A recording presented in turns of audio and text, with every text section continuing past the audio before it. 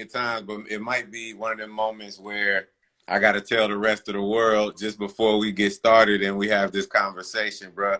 If it was not for you, I would not be here, brother. When I'm bad, I knew every single word to that record. And I was in the 4th grade, and it gave me the confidence and made me fall in love with hip hop. LL, you are a living legend, and I love you for it, bro. I love you, bro. Thank you, Man, man. Thank you. it Thank feels you, good bro. to be able to give you that homage, man. Nah, I Let you appreciate it. I understand how truly appreciate it, man. important you are.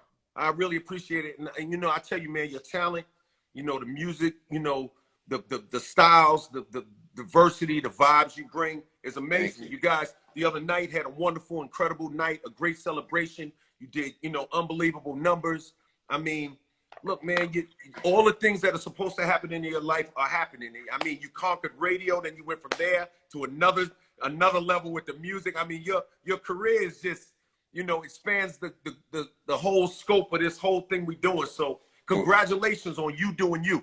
You know Yeah, what I man. mean? Well, look at the example that I have that I have in front of me, man. I mean, if it, like I said, I know we, I know we bigging each other up, but let's just be real. If you didn't introduce it as being one of the individuals that opened it up for acting, that opened it up for hosting, that opened it up for, creating production credits and all these different things and getting your star on Hollywood. Congratulations on that recently as well. But it's just like, you rack up all of these escalades. I mean, you wrap up all of these different accolades, and listen to me. I'm talking about escalades right now. I'm still in rap mode.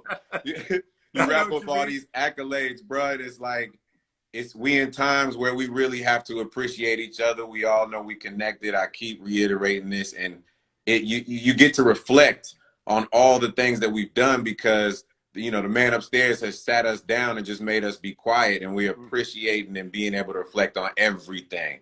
And so as I sit back and reflect on you, I'm just thankful that you introduced and opened up the game the way that you did. Because a lot of times, man, us as artists, we forget, you know what I mean? You get blinded sometimes, and we get in so much competition with one another. And a lot of us have this mentality that it could only be one of us. But what we don't realize is that, bruh, we literally can have so much more. If we somehow come together, we will be so much more powerful, bruh. You're very right. Well, Yeah. look, let me tell you something. I'm here. My whole goal in this whole thing and everything I'm doing with Rock the Bells is from the heart. It's no selfishness in it. I want to see all of us succeed. I really am. I know people say culture, but I really am doing it for the culture. I started off my career thinking about being the MC and that was my focus. Now, what I think about is taking Rock the Bells and making sure that our community is lifted up, and I'm pushing it and paying it forward. So I appreciate the love, man. And stay strong. Keep doing what you're doing and make some more music. ASAP. Man, hold on, man. You can't let me go right now. L, I'm like, this is a moment for me, bro. You got to give me at least another 5 minutes. Nah, no doubt. I want you to be here. Nah, no doubt. No doubt. No doubt. I'm like, unless we on a timeline, man. Nah, we ain't on no time limit, baby, at all. I'm like, let me ask my idols some questions, man. You got it, 100%. Let me figure it out. So let me see. First artist signed to Def Jam, man. Yeah. How does it feel like when you look back in retrospect, kind of the house that Russ built, but it's really the house that you and Russ built, everything that has come after that point, and you look back and you look at this legacy, are you proud of what, I guess you could say, you established at Def Jam and how far it's come and the roller coaster rides that it's taken? Like, what do you think at this point when you look back on that time and you still are rocking till this day? And I know you're working on music and ain't released it, but we'll talk about that in a minute. But I just want to get in the mind of LL, of someone who fucking started. How the fuck do you start Def Jam Records, bro? How do you do that? Talk to me, bro. Who does that? When I think about it, man, it's like all I can think about is the purity of a little kid with a dream, and think about, like just believing that it was possible, and just, always, like, honestly, from the heart, being in that space where, like, just believing in magic, man. Yeah. Believing in God, of course, but believing in magic, like believing, yo, I really can do this. Like, yo, it's possible. Right. And I just, when you're a little kid and you you go through what you go through, and different vibes, different things happen. You just imagine and you just dream. And I just really just tried to write my way out of a nightmare. You know what I'm saying? Like write my way out of a nightmare and into a dream world that I want. You know what I'm saying? Right. That I wanted to have. And when I think about what came after it, all I can do is say that it's an honestly, it's a blessing that I was able to put my foot in a door. Yeah. And then and pull it back for a lot of people to rush in, and then to see all of the amazing magic that's been created.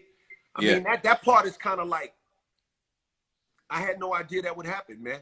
I was just a little kid that believed. I was a little kid in the hood in Queens, standing on the corner. I'll tell you, I go deeper than that. I remember being a little kid, right?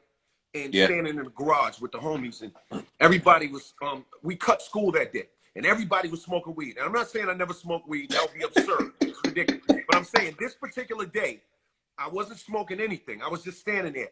And I remember standing there watching them smoking weed. And I'm not judging the weed, because that's not the issue. The point is, as they transformed and I stood there in the corner of the garage in the dark, just watching everybody, I said to myself, yo, it's got to be more to life than this. And I'm not talking about the weed. I'm talking about just being in a garage in the hood at 1:30 in the afternoon, cutting school with nothing going on. There's got to be more to life than this. Yeah. So that's the thing, like, see those moments, you know what I'm saying, were the moments. And then, you know, then going after the dream. And then there was people that were in groups with me.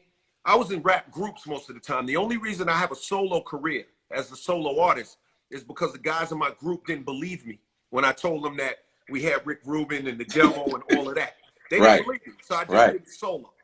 But that was the thing, like, it was just wanting more. You know what I mean? You know what I mean? You answered my question to a T, but I'm gonna get real with you. I'm gonna get real with you, because it's like this. Like I keep saying, this is a moment, so it's like I'm living vicariously through you. And as human beings, when you start something that became what we now know as Def Jam, and all the different years and different phases that it went through, right? Have you ever gone through what you would consider a sense of entitlement with Def Jam, and like being emotionally attached and being like, what the fuck is going on? How did it get to this? You know what I'm saying? It's like we all have to part with evolution at some point in our lives in terms of how things change and embrace new change. But if I was you, nigga, I'm sitting here like, bro, it's gone through changes, and I just want to hear from you, just to like, was there times where you was like, what the fuck is going on, man? You know what's funny? I think the only thing I ever thought about was like,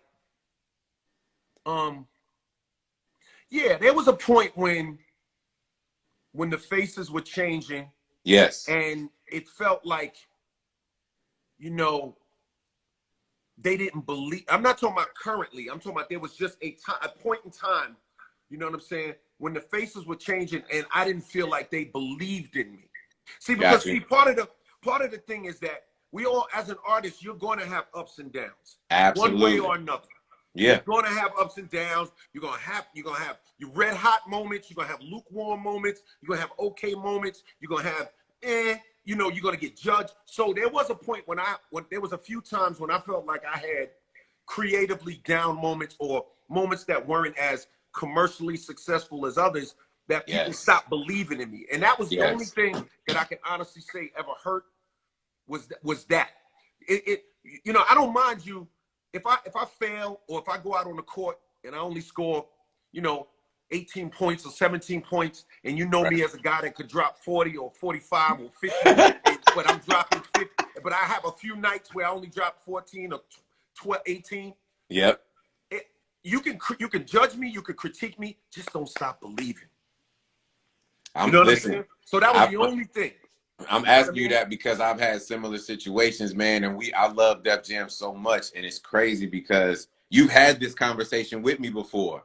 You know what I'm saying? When I was just getting started, and you told me, we had a show together, and you was like, it's gonna be ups, it's gonna be downs, but just make sure you weather the storm. Make sure you don't even remotely give up. Don't give in to the BS. Keep a tight circle around you. And this was right when you had came back out with the Head Sprung joint. And it was like everybody was back on it again. And I know I know you was in people's faces slapping them up like I told y'all I was gonna do this again. Cause I remember that moment, and you first week had sold like 100,000, and this was like you was in the game after 15, 20 years, and you smacked them upside the head again. I was like, that's what a warrior does. That's what a survivor does. That's what a mentally strong person does.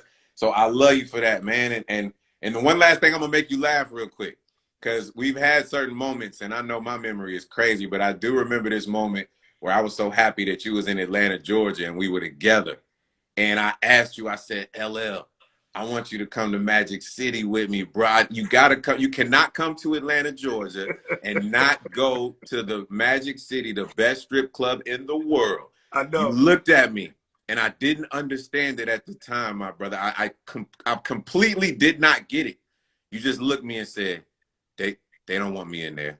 They don't want me to be in there. They don't need me in. They don't need me in that place. They don't want me to be in that place. They don't need me in that place. And LL, I'm now a married man, and I completely understand what the fuck you meant when you told me they don't want me in that place. But and Luda, and to be totally transparent, if it's any consolation, I absolutely want to go right now.